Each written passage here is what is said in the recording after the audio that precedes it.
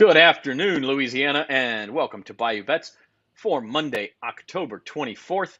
Zach Ewing with Spencer the Guru here on this Monday. Jim Derry's off. I already told him my goal is to trash him so bad and his takes so bad in this show that he has to log on and save himself.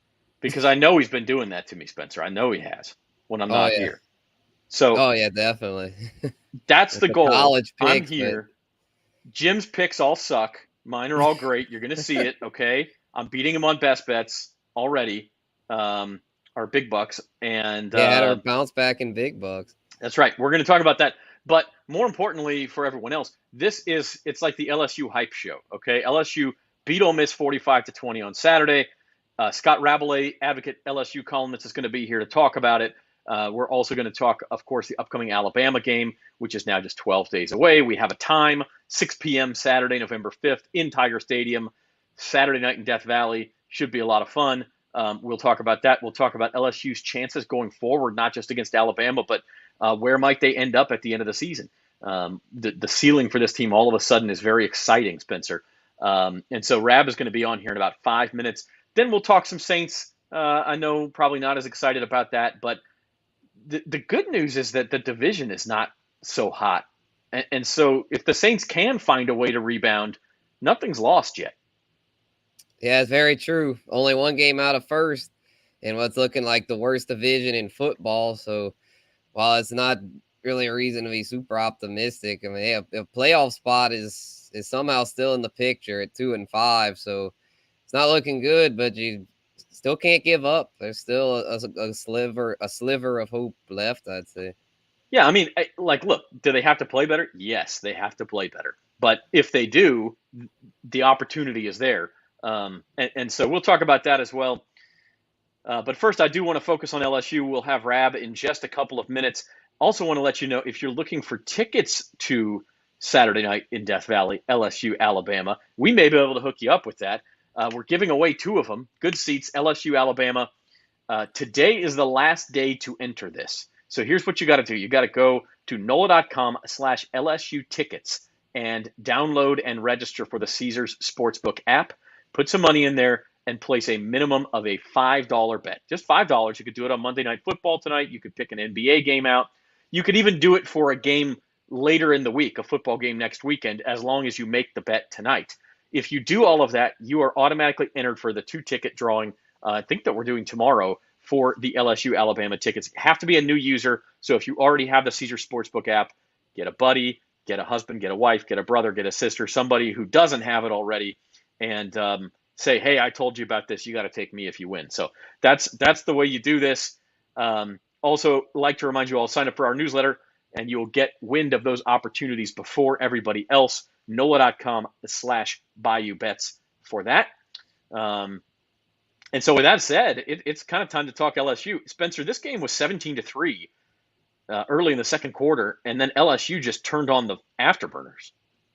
Yeah, most definitely. And I know Jaden Daniels has really stepped up here lately, but I'd probably say this was his, I know Rab's about to join us. This, to me, is by far his best performance, considering coming in, there was a lot of doubt about LSU. There was a pick 'em. A lot of people had Ole Miss. A lot of people thought that LSU's not ready for this. And, Brian Kelly's first year, they're going to fall flat, kind of like what happened against Tennessee. But no, the opposite happened. They really turned up down the stretch and showed that they're a legit SEC contender. All right, so to talk more about LSU, Ole Miss, and about what's to come, we bring on advocate columnist Scott Rabalais. Rab, thanks for being here. Center myself here with you guys. Make last-minute delicate adjustments to the video stream. Hello, this how are you? Live, and all of the mistakes and foibles are live too. So yeah, we're not winning any Emmys here or anything, are we? Well, it depends on how many winners we give out. So that's what we'll try to do here. Hey, I like that book on your shelf behind you there, Zach. Yeah, I think that is a Scott Rabalais production up there. I guess. I edited a lot of that in late nights during COVID. In fact, you did. Some good memories amongst a bad time.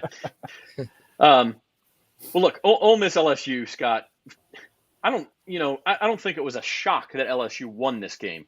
I think what was shocking is maybe the way they did it, falling behind a couple of touchdowns and then just looking like I mean, quite frankly, they looked like one of the best teams in the country in that second half. Yeah, it is something that's become very familiar for LSU to get down by double digits early in the game against a Power 5 opponent. We've seen it time and again. We saw it against Florida State, and they almost came all the way back, down by 2 touchdowns to Miss State. Came back down 17-0 at Auburn. Came back to win. Couldn't come back against Tennessee, of course. Got down 7-0 at Florida, and never let them. I don't think ever let the Gators get away by more than 7 points. But this has been familiar territory for this team. They don't panic. Say what you want about them, or say what you wanted to say about them during the season. But they have some grit in them, and they some fight, and they don't give up. And they just were like, okay, eventually this is going to work. And you sort of see some defensive adjustments by Matt House, the defensive coordinator. They start to slowly shut down Ole Miss's running game and get more pressure on Jackson Dart, and that gives the offense room to breathe. And once they did, it was a road runner looking back over his shoulder, the coyote kind of situation. It was a beep beep and on down the road. And 42-3 after LSU trailed 17-3. That's remarkable. And I don't think, and Ole Miss was a top 10 team. I don't think the Ole Miss is a top 10 team, certainly in Tennessee's caliber, but they were a team 7-0.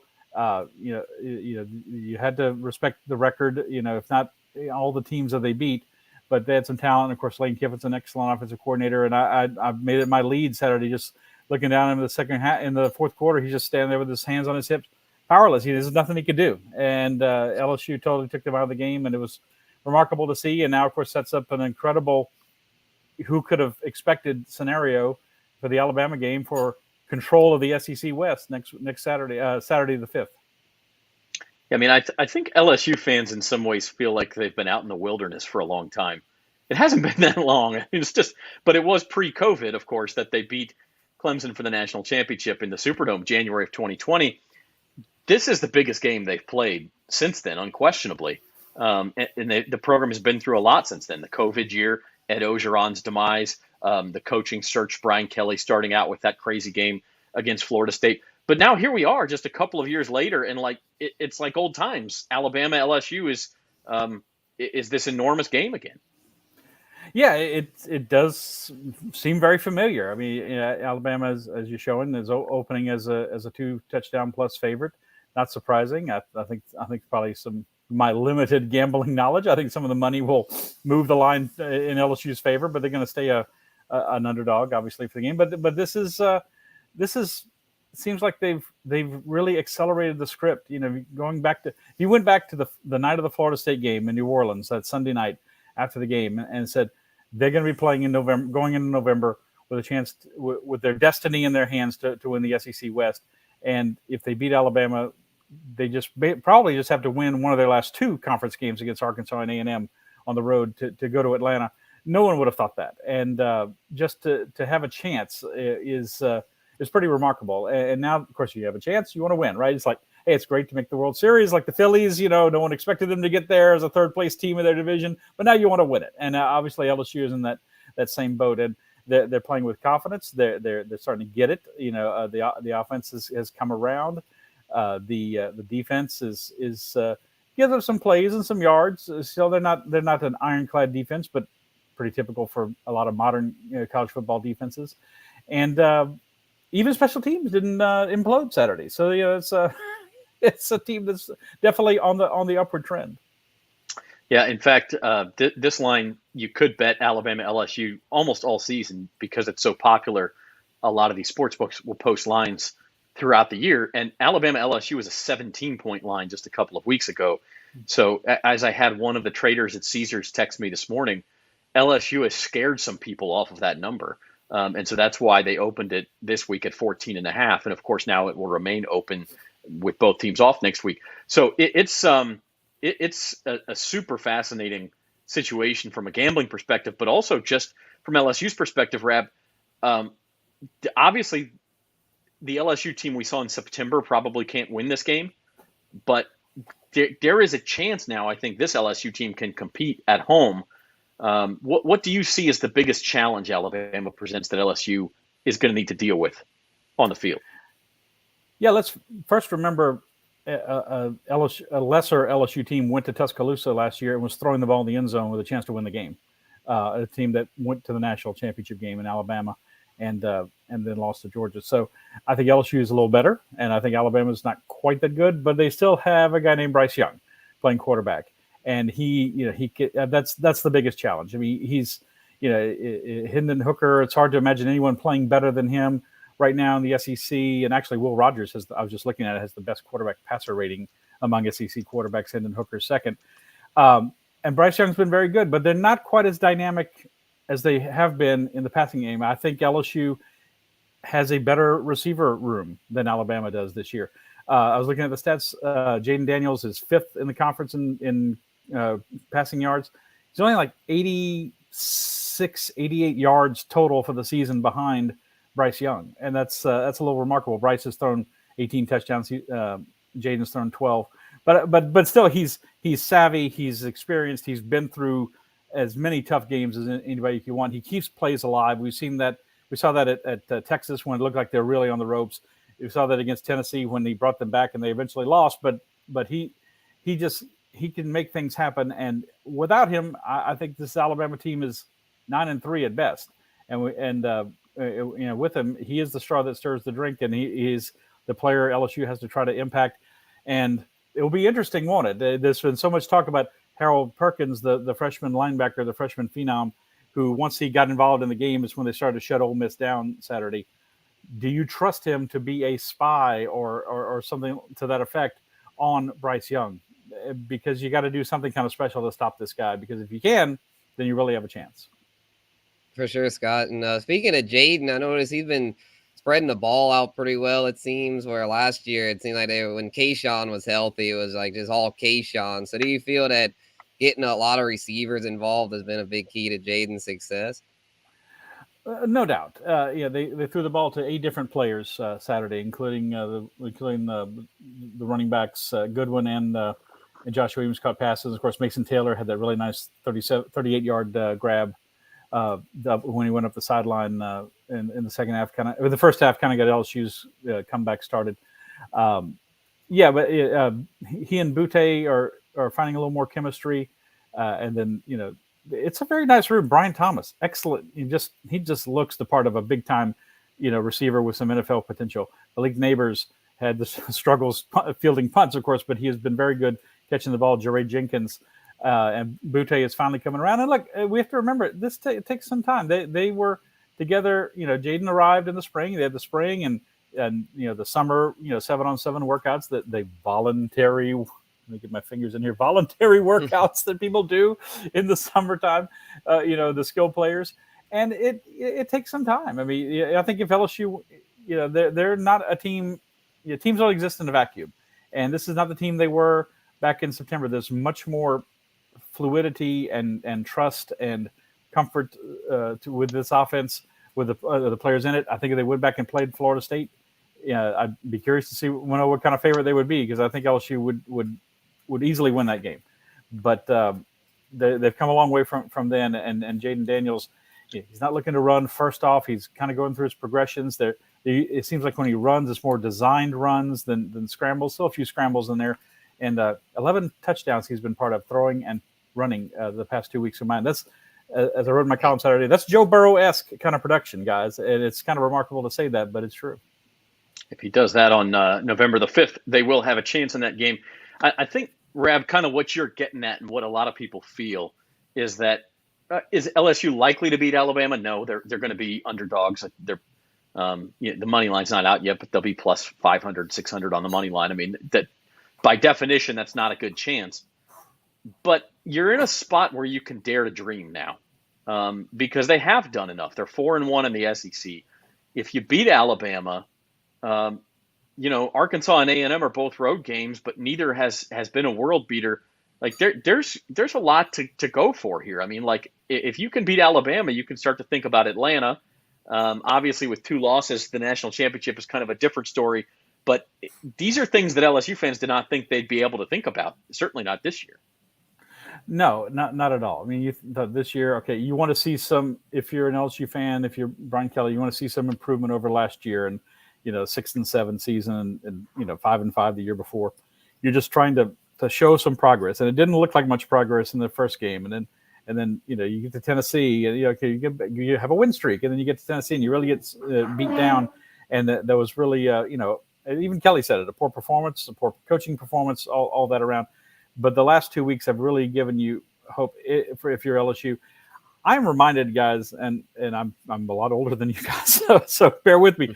I'm reminded. I think some fans will remember the 2001 season, their second season under Nick Saban, when they lost it. They lost to Tennessee early in the year. They got crushed by Florida at home, but then they found something in the second half of the year, and they started clicking, and they started winning, and they went to the SEC championship game, and they beat Tennessee, which was number 2 in the country, which is they came into the Orange Roses thinking they're going to the Rose Bowl to play for the national championship. And then they went to the Sugar Bowl and beat Illinois and finished in the top 10 in the country. And no one saw that coming. And I'm not saying that's going to happen this year, but it just reminds me of that, a team coming together as the season goes on. And yeah, it's just like I said, once you get here, you want to do it. You want to win. You want to be a champion. But it really is quite the accomplishment that LSU has gotten this far. That they're playing for something significant in November, and if you win. You just probably have to split the last 2 games, because Alabama would have 2 losses, and you'd have a tiebreaker on them. You have a tiebreaker on Ole Miss, and if Ole Miss loses one more game, they got a very tough schedule remaining. Still to play Bama, yeah. So, right, and I think they've got A&M this weekend. We'll see how that goes, but it's they're at A&M, Bama, at Arkansas, Miss State, and the Egg Bowl can go any way, and Miss State's a capable team. So I would expect Ole Miss to lose one more game. You're pretty much in the driver's seat. You just have to play 500 at that point. Can they do it? Can they get there? Again, it's not likely. It seems unlikely, but I wouldn't have thought they'd be in this position at all, back in September. Yeah, no, I mean, you got to be at the dance before you can find a partner. So we'll see what happens. Scott, I know you've got to run, but I just wanted to put in 2001, you were already in your professional career. My high school state wrestling team was winning a state championship that year. And Spencer, were you even in Pee Wee basketball yet? Oh no, I was 3 years old. You're barely out of diapers. So yeah. I just wanted to throw that out there. Ty's older than Spencer. Yeah. All right, Scott Rabalais from The Advocate, talking a little LSU. We appreciate you stopping by. Thanks, guys. And whenever I could give you that historical perspective, I'll bring you something from the Great War next time you have me on. I'll mention something from back then. Something with tanks, sure. Please. Yeah. Thanks. Right. Thank you, Scott. That's Scott Rabalais talking a little LSU. It's exciting times. It really is. Now, are they going to win the game? Win the SEC this year? Probably not. Are they going to beat Alabama? I mean, I wouldn't pick them to beat Alabama straight up. I do think it's going to be a competitive game. I just think you have to. You just have to love what Brian Kelly's done with the team through 8 games. Yeah, most definitely. And I feel like even if they lose to Alabama, it's by no means a failure, because it's like they weren't even expected to be in this position. So I feel like they're in a good spot to where if they win, well, then great. They're in the driver's seat, like we were saying. And if they lose, well, they could still make a pretty solid bowl game, because all the rest of their games are winnable. They get one more non-conference, and then Arkansas and A&M, and neither of those teams are looking very good this year. So that would still be, a 9-win season. That's nothing to sneeze at. No, definitely not. Now, I think 9 wins, even, Arkansas and A&M are not as good as expected. I think LSU is maybe a pick 'em in those games. I don't, maybe a small favorite or a small dog. I don't think you can chalk them up as wins. But as Rab said, if you can win against Alabama, all you have to do is split those games, and you're going to Atlanta. And I don't, yeah. Are you going to win the national championship with 3 losses? No, you're not. But that would be a fantastic trip for LSU at that point. So let's pivot and do a little bit of NFL. Tonight's game ends week 7 in the NFL. Bears at Patriots. New England 8-point favorites at home. I think, this is where we bring in the Jim Derry bashing, because Jim thinks the Bears cover in this game. Spencer, how stupid is Jim Derry? Come on, Jim. I'm just going to load that question. That is crazy. I'm glad I had best bets today, because one of my picks was Patriots -8. I think the Bears, and I know Zoe's probably going to be mad at me back there, but I don't think the Bears come close in this one, because the Patriots running game is one of the best in the league, going against the Bears run defense that's one of the worst in the league. So I'm thinking this will be a fairly quick game where the Patriots ground and pound their way to the win. So I like the under and Patriots -8. Yeah, absolutely. And I think defensive struggle is right. Now, you're threading a little bit of a needle there. It's hard to cover an 8-point spread and stay under 40 points, but it can be done. 24-10, 27-10, something like that. Let's talk about the rest of the Sunday results, Spencer. A lot of upsets. I mean, obviously, starting with that top one, Panthers, Bucks, and I don't even know what you say about that. I mean, how the heck does that happen? Oh my God, I couldn't believe it. I was I was on the road at the end of that game. I was on the phone with my dad, and he's like, oh, the Bucks, they're down, but they're gonna come back. I was like, yeah, probably so, but they never could. I was like, oh my goodness, that was insane. And then a lot of these other results are pretty wacky too. Like the Commanders Packers, that was totally unexpected considering that the Packers had lost 2 in a row. A lot of people thought they would bounce back in this one, including myself. I was like, there's no way Aaron Rodgers loses 3 in a row. But sure enough, he did, man. It just Brady, Rodgers, all these veteran quarterbacks. Heck, Matt Ryan just announced got benched today after the Colts lost to Tennessee. So there's a lot of crazy stuff. Just not a kind year, I'd say, for veteran QBs. I mean, heck, even a lot of these younger QBs like Trevor Lawrence, Justin Herbert, that we thought were going to have great years, kind of struggled. It was just, unless your name was Joe Burrow or Patrick Mahomes yesterday, it was rough sledding. No doubt about that. And also the Cardinals put up some points on Thursday, by the way, to start the week. I guess we need to pull that Band-Aid off. Look, same old song for the Saints, right? You in some ways, they showed their talent. They played well enough to win, et cetera, et cetera. And then you just have these like facepalm moments where what are you guys doing? And they're just throwing games away. And in this case, it was the end of the first half. Marquez Callaway drops a pass, a very catchable ball, turns into a pick six. Then Andy Dalton throws a terrible pass. That turns into a pick six, 64 seconds later or something like that. And all of a sudden, a tie game, and a game that they were leading just a minute before that, is now a 14-point deficit they were not able to recover. Again, we talk about the NFC South and, the Bucks losing, Falcons losing. The Panthers obviously won against the Bucks, but I don't think anybody thinks the Panthers are going to win this division without Christian McCaffrey with a third-string quarterback, although P.J. Walker is probably just as good as Baker Mayfield or Sam Darnold at this point. We talked about this, and originally I wanted to frame this discussion as what is success for the Saints? Because you can't say, oh, they need to make the playoffs because that's out the window. Well, then I started thinking about it. It's not out the window. I mean, the Saints could still make the playoffs if they could get themselves. Look, they got to go 7-3 to get to 9-8. Jim talked about that on Datitude last Friday. I don't think 7-3 is likely if you look at the schedule. But let's say they go 6-4.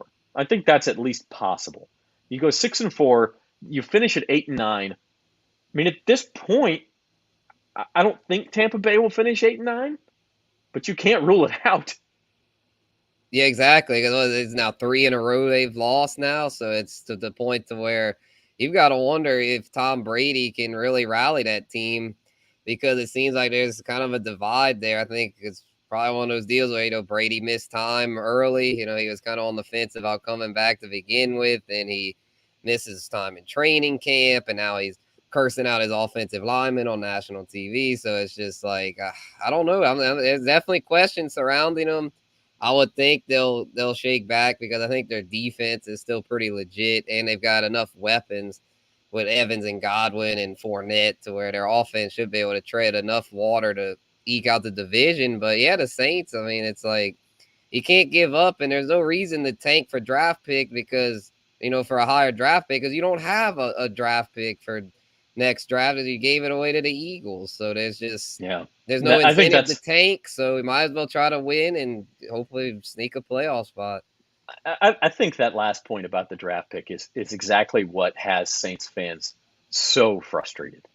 Because can you have a down year? Yes. You have a new coach. It's a transition year. You've had injuries. Like, it happens in the NFL. Even good teams go 6-12, 6-11 sometimes. I mean, like, it happens. Unless you're Bill Belichick, I guess. But,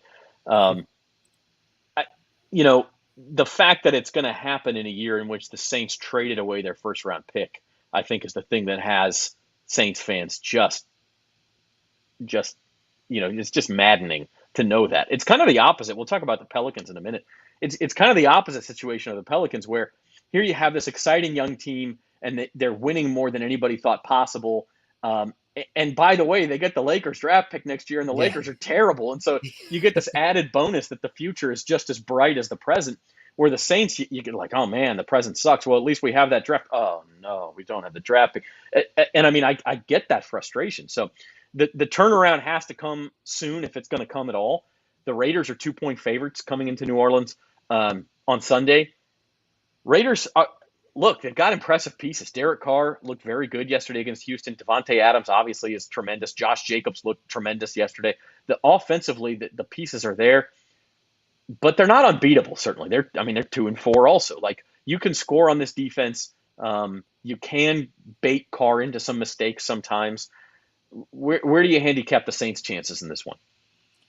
Yeah, I think a lot of it will depend on how healthy the Saints can get by the time it is this one. And a lot of it, when I say healthy, I mean, it's like, dude, quarterback. Like, you got to get Jameis back for this one, I feel. I know I've been hard on Jameis some weeks, but I feel like now is to the point where you've got to go back to him, because Andy Dalton, man, he did a good Jameis impression last week, 3 picks. I know one of them wasn't his fault, but to me, if he's an interception machine too, Jameis definitely has the better arm. So it's like, I feel like you got to go back to Jameis at this point if he's healthy. So hopefully he is, because I feel like with Derek Carr and against Derek Carr, Josh Jacobs, Devontae Adams, you're going to have to score a lot of points. This one's probably going over that 48, because both of these offenses are probably better than the defense. The Saints defense been a massive disappointment. So hopefully Jameis and maybe even Michael Thomas could be ready to go, because the Saints are going to need all the points they can get against that Raiders team, because their offense is legit. They can throw it and run it. There's no room, and they might get Darren Waller back, so they're going to be tough to stop.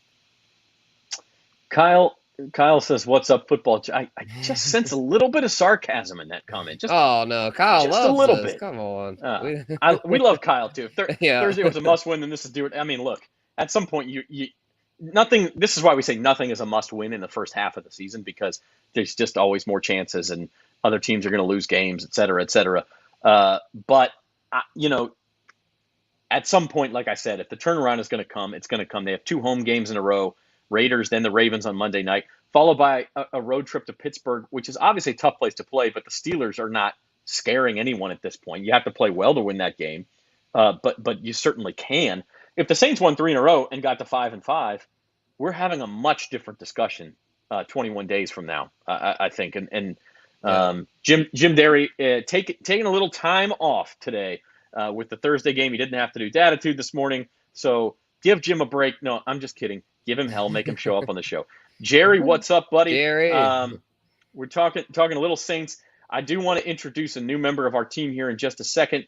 And that is Zoe Collins-Rath. A lot of you remember Devin Jackson from last year. Zoe's taking Devin's place, so she's going to produce for us. She's also going to drop her knowledge on us. Zoe's a basketball aficionado above all else, but I think she may just have something for us in the football, baseball worlds and everything else as well. So let's bring on Zoe. Zoe Collins-Rath, welcome to Bayou Bets. Well, thank you for having me. And everybody say hi to Zoe. And Kyle says if the Saints don't win Sunday, pulling the paper. Zoe's new to New Orleans, so she may not know about the paper bag era, but you may find out about it faster than you want to. That's probably inevitable. Come on, inevitable. Kyle. It's not that bad. Kind of pessimist here. Hey, Zoe, let's go ahead and make our first pick on the show with you here. Saints Raiders. I know we still got a show Thursday, but if you have to call it right now, do the Saints get back on track against the Vegas Raiders on Sunday? No, I don't think so. I think the Saints are a little bit too inconsistent, and Dalton needs at least some more consistency and a little bit more help everywhere, and get his mind right. Like Kyle just goes, "Hey Zoe, who did you piss off?" Yeah. Like This is not a punishment. I swear it's not. It's not. This is going to be fun, I promise. But I think at the quarterback position, Dalton, and I don't want to sound ageist, I think he's showing his age a little bit. He has. Yeah, we need Winston. That's all I said. I don't necessarily want Jameis Winston either, because both Oh. of these quarterbacks are going to throw their interceptions and have their brain farts on offense. But at the very least, Andy Dalton has a little bit more of NFL experience and have a little bit of a stronger IQ. But with that being said, with the amount of mistakes that the Saints have been making, I got to pick the Raiders. All right, so we got to vote for the Raiders here. We'll talk more about this on Thursday. I mean, here's my thing on Jameis versus Andy. Like you said, Spencer, you said it perfectly. Andy Dalton showed off his Jameis Winston side on Thursday, throwing those two. Now, look, one of them was not his fault. The Marquez Callaway, that's on Callaway. He needs to make that catch. But the one in the end zone and then the one after the Callaway, terrible throws. You can't make those decisions. You can't make those throws and get away with it in the NFL. Now, I'm going to blank on his name, but the Arizona safety who returned the second pick for a touchdown. Isaiah Fantastic Simmons. catch. Yeah, Isaiah Simmons from Clemson. Fantastic catch. I mean, not everybody can make that catch. So sometimes you get punished, sometimes you don't. It was still not a good throw. But I'll put it this way. Jameis obviously has his Jameis side, right? But he's got the higher ceiling than Dalton does. And the Saints need to roll the dice right now. They need that ceiling. Look, if you're going to throw a couple picks, I need four tutties with it. So, you give me that, and maybe the Saints have a chance in some of these games. Yeah, I think they could. With Jameis, at least, I think they have a little more of a fighting chance, kind of. I know his decision-making might not be quite as good as Dalton, but to me, the end of that Cincinnati game was kind of telling as far as Dalton. It started off good, but then down the stretch, it just kind of crumbled, whereas we saw a resilient quarterback like Joe Burrow. I mean, just so cool, calm, and got it done. So it's just, and they also, Michael Thomas, I brought him up earlier, and I'm going to say it again. He's got to get back out there. I know a lot of people have written him off, but I know he's not what he used to be, but he's still got some juice to where, or in Jarvis Landry, if not Michael Thomas, at least give us Jarvis Landry, because hell, I mean, Olave's needs some help. I mean, he can't do it all by himself. I mean, look, the Saints, and this is funny, I tweeted this out the other day. Their 2 wins are over first-place teams, by the way. Like, you don't think about that. The Falcons are tied for first place, and the Seahawks are in first place. So, kind of amazing. Crazy. But I was going to say this. I mean, the best the Saints offense looked all year was in those 2 wins, right? And, well, it was at the end of the Falcons game, the fourth quarter, and it was Michael Thomas who was getting it done. And then in the Seahawks game, you had Taysom Hill bust a couple of long runs. They probably don't win that game without those. But the most consistent quarter the Saints have played all year on offense was the fourth quarter against Atlanta. And it was Michael Thomas. And Jarvis Landry, by the way, played pretty well in London as well when they started to get the offense rolling against the Vikings. So it does make a difference. You need those weapons in there. You need them. And so we'll see what they can do. But anyway, we'll talk more about it on Thursday. Saints, Raiders, backs squarely against the wall for the Saints. They lose this one at home. Then you start to think about how bad can it get. In the meantime, we'll pivot, talk a couple of other things. The World Series matchup is set. Phillies versus Astros starts on Friday, so we get a few days off because both LCS ended early in 5 games for the NLCS, 4 games for the ALCS. Spencer, are you surprised that this series price is not bigger for the Astros? I kind of thought it'd be over 200. Yeah, I thought so too. At this price, I might be willing to just play chalk and go with the Astros, because I feel like you're not having to pay that much juice considering how much better they were in the regular season than the Phillies. I know this is the postseason. It's a completely different style of baseball, especially with the pitching, but I feel like the Astros have the upper hand with their pitching. And the Phillies, they've got all these big sluggers, but I just don't see them matching up too well against those Astros arms, man. Verlander, McCullers, Javier, Framber. I always forget about Framber. Framber Valdez, yeah. Yeah, exactly. It's just, I mean, to me, it's just, they're just overmatched. I mean, maybe they'll keep it going. They seem like they could maybe be like one of those teams of destiny, but at a certain point that runs out, and I think it runs out against the Stros. Yeah, I will say this, Zoe. The Phillies bats, they're the bats at the top of their order. Schwarber, Harper, Rhys Hoskins, Real Muto. I mean, they have been as hot through 3 rounds as any lineup in baseball. And if that gets going, I mean, the Astros actually have had trouble hitting at times in this postseason, even though they haven't lost yet. But 4 days off is a long time. I mean, things can reset It's the Astros pitching against the Phillies bats. Where do you come down? True to Chicago form. In 2005 when the White Sox won the World Series, that just purely came down to pitching. And I will always trust a strong bullpen over batters any day of the week, because some games are off, some games you're on, but you can always rely on good pitching and good defense. And as much as I hate the Astros, their bullpen is solid, not to mention they've been in the postseason more than the Phillies in the past. And I think pitching experience and playoff experience is going to win out ultimately. And certainly seems that way. Yeah. Yeah. There's a lot of Astros fans in Louisiana. There are none on this show, I'm sorry to say. But look, the Astros are favored. I'm surprised they're not favored by more. But that kind of makes you think that somebody knows, hey, the Phillies could compete. And they do. Look, when Zach Wheeler or Austin Nola's on the hill. Aaron Nola's on the hill. Yeah, they have a legitimate chance. And I think maybe Louisiana fans look at it that way. Either the Astros are going to get a World Series ring, and I would be happy for Dusty Baker, by the way. That man deserves a World Series ring. Or Aaron Nola gets another LSU ring. So it works out well, either Bregman and the Astros or Nola and the Phillies. So good news for LSU. More good news. The best comment Kyle Brister's ever had on this show. It is true that Derry's bookie paid him a visit to pick up his car while he makes good on his Saints win total over. Maybe that's where Jim is today. He asked for the day off. I wonder if he's going to the impound lot. Could be. Pay up. Speaking of best that bets, Saints win total. Yeah, Jim Derry's best bet actually won for once, but he's still only won $6 this week. He has Bears plus 7.5 pending tonight. The line's actually up to 8.5 now. Guru, you have lost $15, but you can get that back tonight. I think at the end of your money line parlay, you just need the Patriots to win the game. Right. And hey, I won some money. Hey, I won some go money Rutgers. this week. We're going in the right direction. Rutgers came through for me, covered against Indiana with my best bet. So yeah, we're off and rolling. It's only uphill from here. That doesn't sound right. It's downhill from here. Yeah.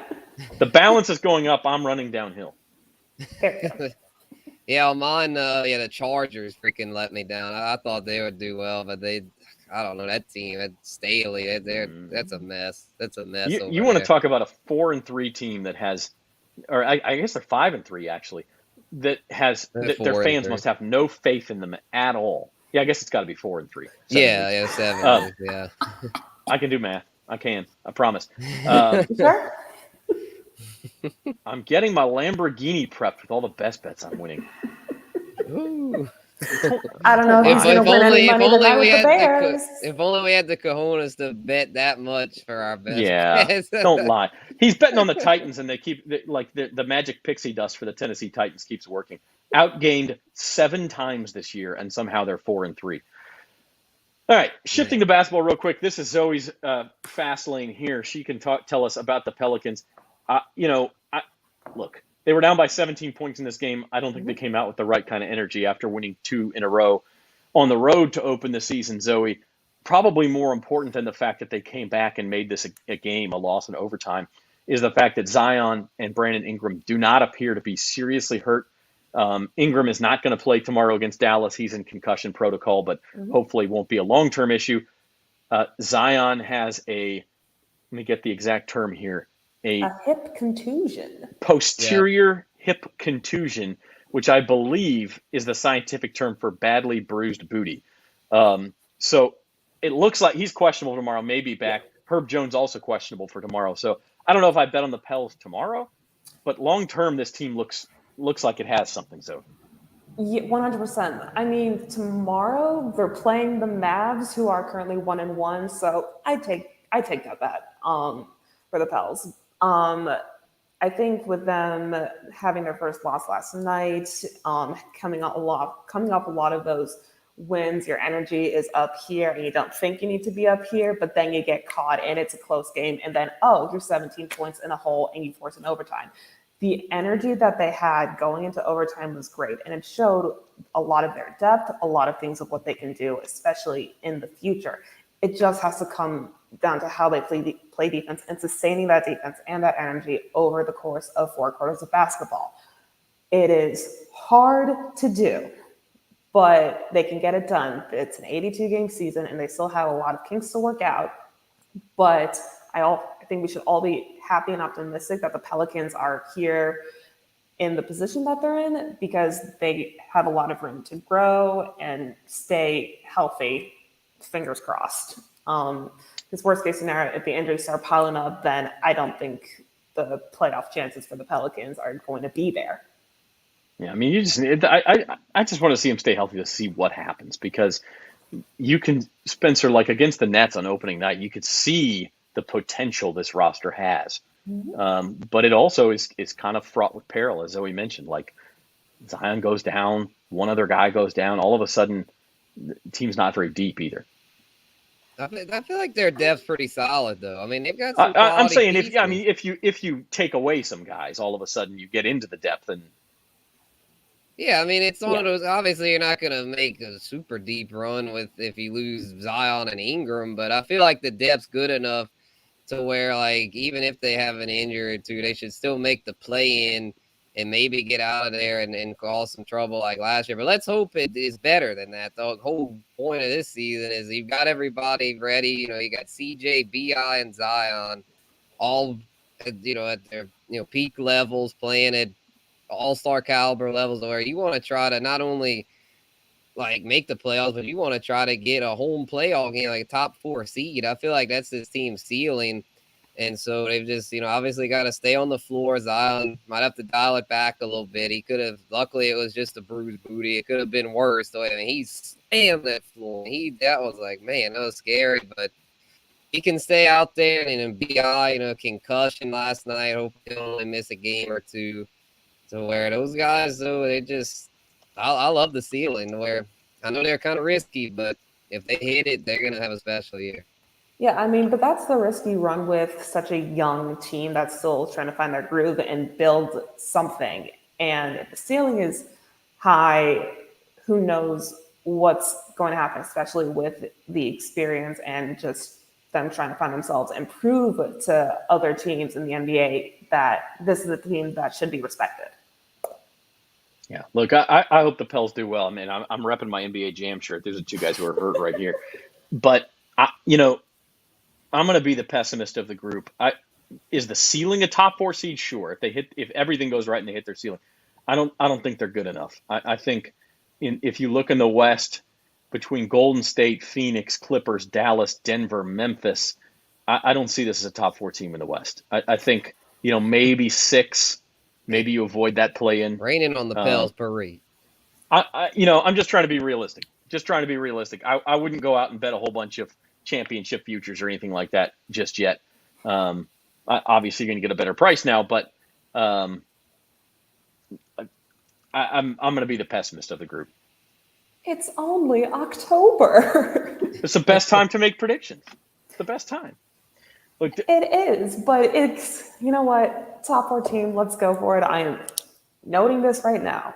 All right, write it down. Yeah, write it down. Yeah, let's write it down. She popped Pels the cap top off the 4 pin. seed. Let's do it. Let's do it. Yeah, Pels win total was 45.5, I think, before the season. I think that's about right. I think they're in mid-40s, which is probably in that 6 to 8 seed range, where you might avoid the playoff, the play in, you might not.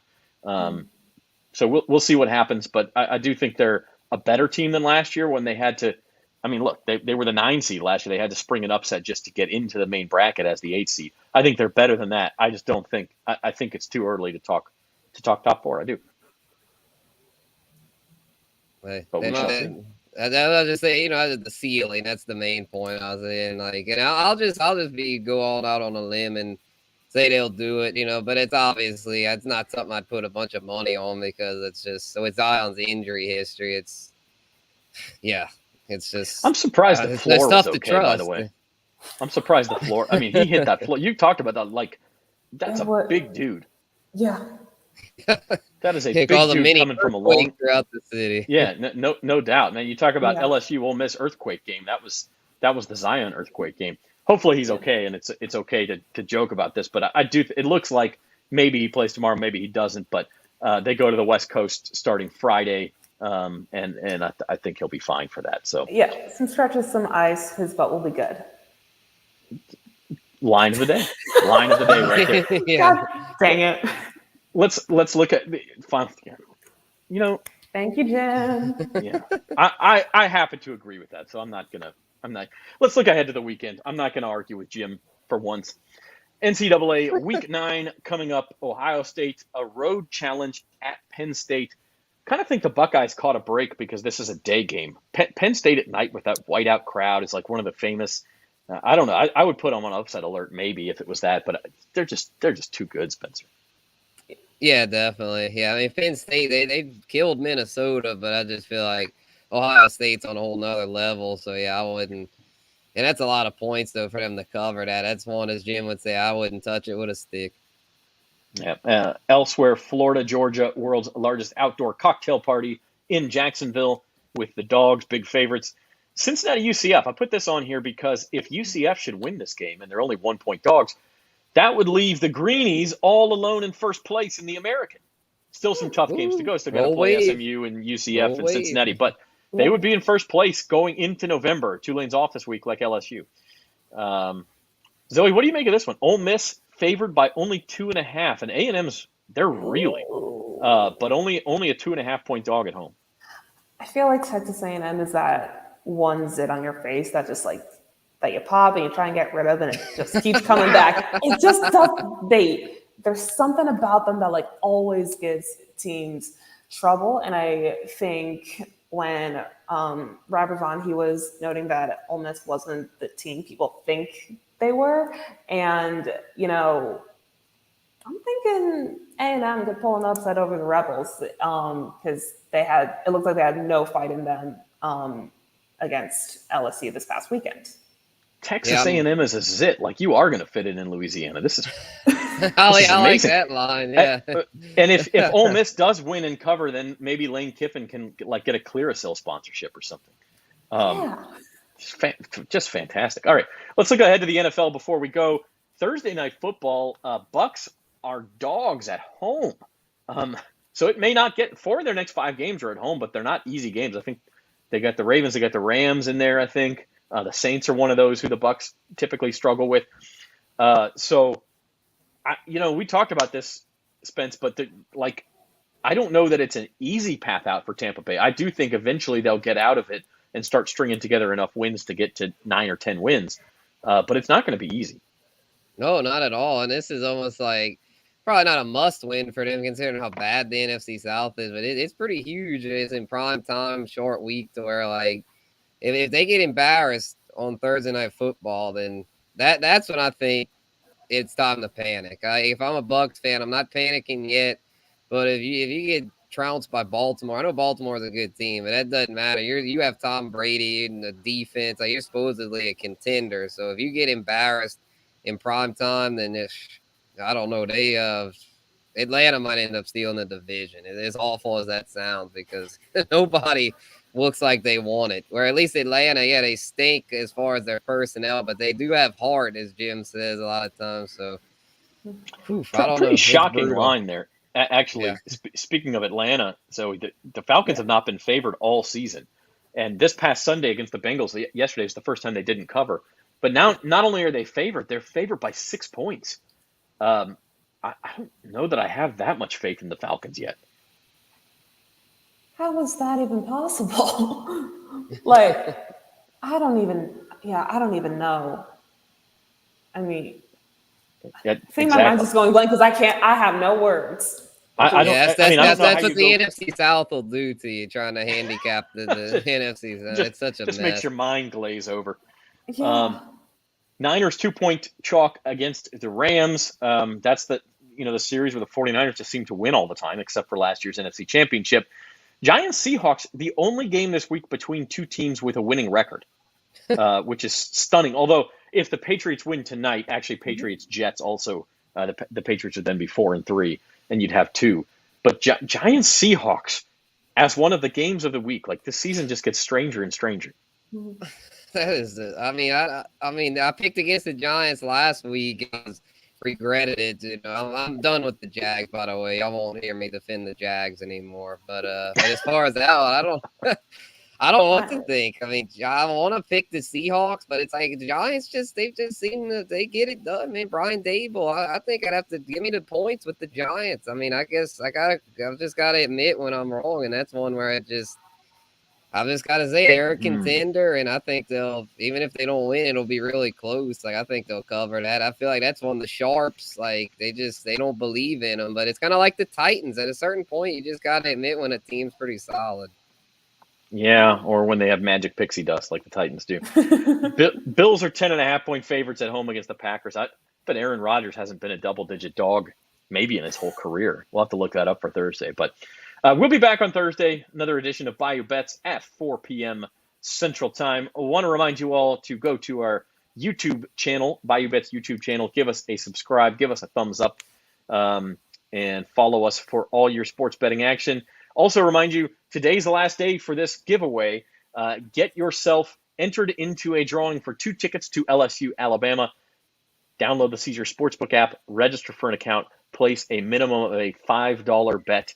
It has to be done today. So you can bet on anything in the future. You can bet on World Series, NBA, Monday Night Football tonight, NFL next week, whatever it is. But you go to the game through us. If you get that $5 bet, you're entered for that drawing. So go ahead and do that. NOLA.com/LSU tickets, or use promo code NOLA LSU ticks. So I think that's going to do it for us. How about some final thoughts, Spencer, on this fine Monday? Alrighty, yeah, sorry about that, y'all. I got my internet went out there, but yeah, I guess my final thought is that, like, with this football stuff, you just gotta. We're at a point in the season. I kind of continue my point before I got cut off, that you gotta kind of start admitting, like, that these teams that we thought were have-nots, like the Seahawks and Giants, you gotta admit that they're actually they've got something. That just because we, coming into the year they didn't look too good, you gotta admit that that they could make some noise. And with the NFC, especially the NFC, not looking too good. Giants, Seahawks, as much as I hate to say it, Cowboys could all be dangerous. Mm-hmm. Absolutely. Zoe Collins-Rath, your first final thought on Bayou Bets. Jim, the Bears are going to screw you out of some money tonight. I would say I'm sorry, but, I don't think you made an informed decision there. All right. So you got the Bears. No, Jim has the Bears. You're going the Patriots. Yeah, I just got to be realistic. They're not where they are not. Even the Chicago girl is going against the Bears. That's how bad it's gotten. Listen, I could go on and on about this, but when we got Khalil Mack and then we had to trade him, we gave up some protection of Justin Fields. So he can't do his job, unfortunately, without being protected or sacked. All right. My final thought is that Brian Kelly's the real deal. And whether we see it manifest completely this year or not, the fact that LSU Alabama has become one of the games in the country in a couple of weeks just goes to show you that there's going to be more to come at LSU. Tigers are in a good spot. We'll continue to see it. And I kind of I'll give you an optimistic double. I think the Saints will rebound as well. I don't know to what degree, but I do think we'll see them string together a couple of wins in the second half of the season and kind of keep our hopes up at least into the Christmas season. So with that said, we'll be back Thursday. Bayou Bets at 4 o'clock. We'll be back with Jim Derry. I guess we'll let him back. Zoe and Spencer will be here as well. We will preview the weekend to come. Week 8 in the NFL, Week 9 in college football. And Spencer and I will be back tomorrow, Fantasy Roundup, 2 p.m., talk all your fantasy football needs. And Jim will have Datitude as well on Wednesday morning, so check that out. Until next time, everybody, this has been Bayou Bets. Thanks for joining us.